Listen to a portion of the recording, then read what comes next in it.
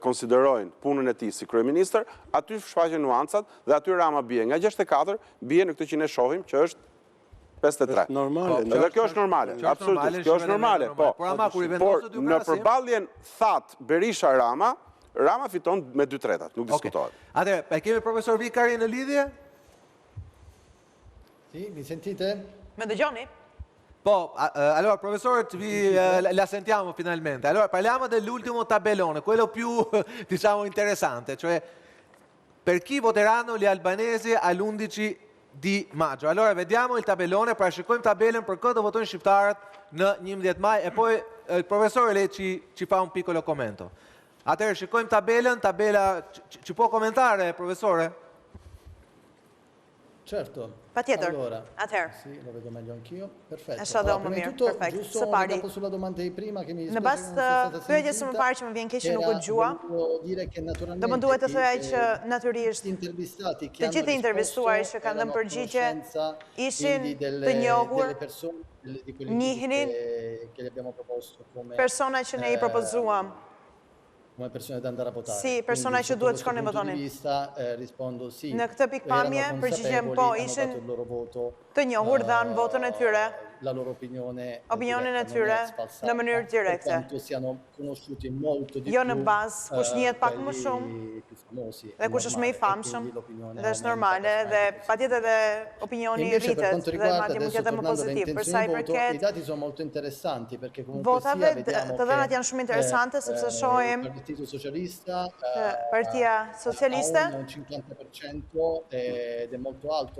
50% është shumë e lartë. Allora, professore, una domanda. Lei ha messo lì, cioè il minimo e il massimo. Ka vënë shifrat minimale dhe maksimale. Il minimo è di 46.9, il massimo 50.9. Cosa vuol dire questo? Perché ci può anche... sarà anche una confusione, ci deve chiarire un po' su quella cosa. Pra duhet na serve pak të confusion që mund të lindi.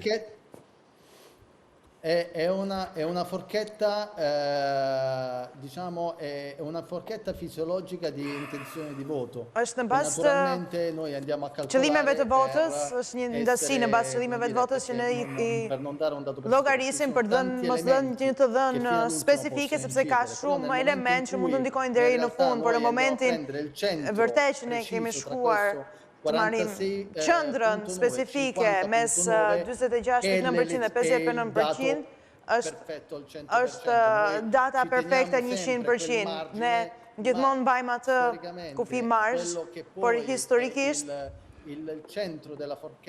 që është qëndra e mesit ndësisë është edhe dhëna esenciale, thelbësore. Në bazë të kësaj pike, sicuramente in grado di andare poi jam I sigurt që ad aiutarci anche a comprendere le motivazioni. Të ftuarit tuaj ndoshta edhe mund të na ndihmojnë të kuptojmë edhe motivimet që sjell në këtë a questo numero. Në këtë numër specifik. Ok, professore, l'ultima domanda e poi le lascio andare.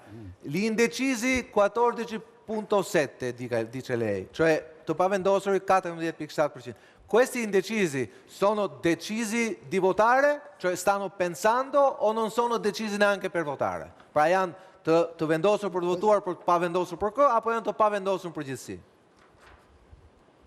No, questi sono gli indecisi janë të pavendosuri që do shkojnë të votojnë, por nuk dinë non sanno ancora chi votare. Se për kë do të votojnë. Interessante.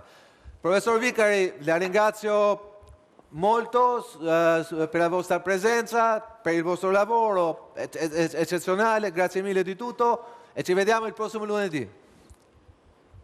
Grazie a voi. Faleminderit juve. Dhe vim si të mbar dhe për të ftuarit tuaj. Faleminderit. Profesor Vikari, atëherë që mos humbim kohë pasi ka edhe emision tjetër pas nesh, unë do doja të dilim te tabela kryesore, miq dhe miq, është edhe temi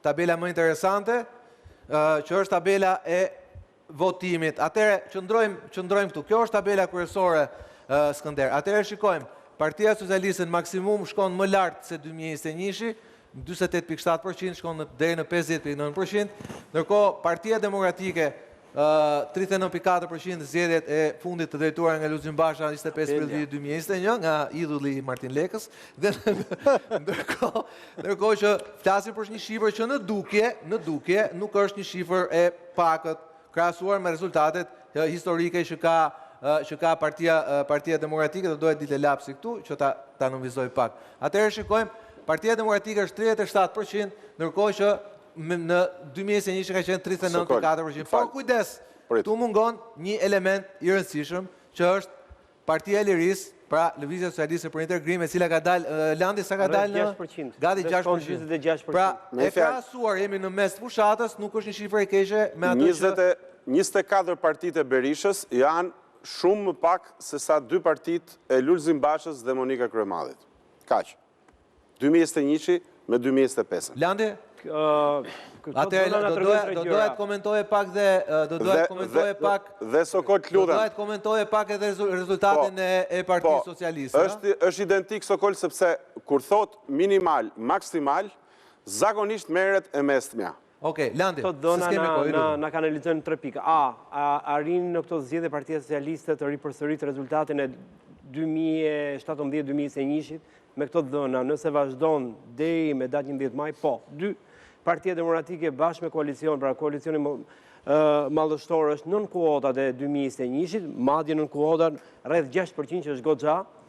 Pra nëse do të ishte 46%, tani e kemi 39% për njerëzit dhe lajmi që është lajm për këto zgjedhje është që të paktën ekzistojnë shumë gjasa që të kemi disa të butë që mund të krijojnë një grup nga partitë e reja që mund të kemi në këto zgjedhje. Martin, atëherë shikojmë, Shqipëria bëhet nisma e drejtuar nga Adriati Klapaj nga 5.4 deri në 7.4, ndërkohë që shikojmë që partia Mundësia nga 3.8 deri në 5.8, pra minimale dhe maksimale.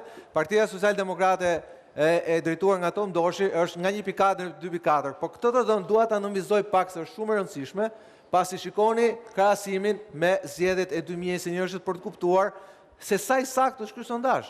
Pra, ky sondazh tregon shifrat që Partia e Zotit Doshi ka marrë dhe në zgjedhjet e vitit 2021. Po mos harrojmë, Zoti Doshi në vitin 2021 ishte një tjetër presion, në cilin nuk është sot kandidon dhe vetë për deputet, pra shqiptohat krejt tjetër. Dhe unë mendoj që do rritet ndoshta qoftë edhe me një deputet, sepse ai është i përqendruar në disa zona ku efektiviteti i elektoral është maksimal. Tani, Zoti Qori, shikojmë që Lëvizja Bashkë, Zoti Qori... Po, unë e kisha tek Kapelja, do më thënë. Po, Kapelja është numri 1%. Darim të 1% se lutës se s'kemi ko. Atere, shikojmë që Zoti Qori Qupi është nga 1.1 deri në 2.1%. Kujtoj që në bazë ligjit elektoral, nëse e mbi 1%, ti klasifikohesh për mandat, pastaj duhet parë nga zonë. Një komenti juaj për këtë?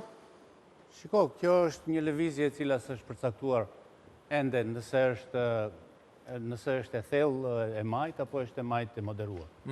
Dhe në këto ujra sigurisht që ka arritur të fitoj 1%. Mund të thesh dhe këtese. Ka arritur të fitoj 1% të më shumë se sa në zgjedhjet e kaluara.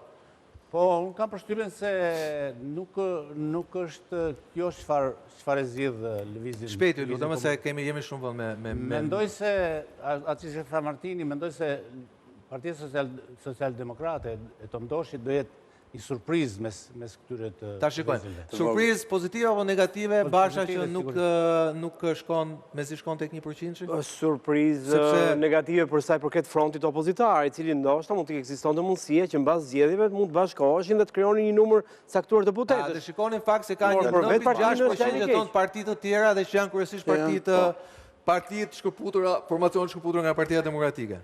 Një të fundit fare. Fjalit fundit se do ta mbyll. Kemi qenë skeptik që nuk do të ketë fuqi lista e partive të reja të përkthehet mandate, sepse do shuhet gjatë rrugës, dhe kemi marrë precedent vjetër, lëvizjen kuqezi etj. Ndoshta fakti që e djathta PD plus LSI, Partia e Lirisë, ka një rënje kaq të madhe, shpjegon rezistencën e partive të reja me këto përqindje edhe pranë votës, edhe pranë datës votës. Megjithatë janë shifra që janë pak më ndryshe se sondazhet e tjera, duke që themi, ata që janë përgjithë sondazhet tonë kanë qenë më konservator pra në përgjigjet e tyre. Megjithatë, Nëse më premtoni që takohemi nesër 5 që jemi sot për t'i komentuar më gjeri, jeni të ftuar, po, Skënder, po, Martin, po, Roland, po, kapelen për nesër. Do dhe kapelen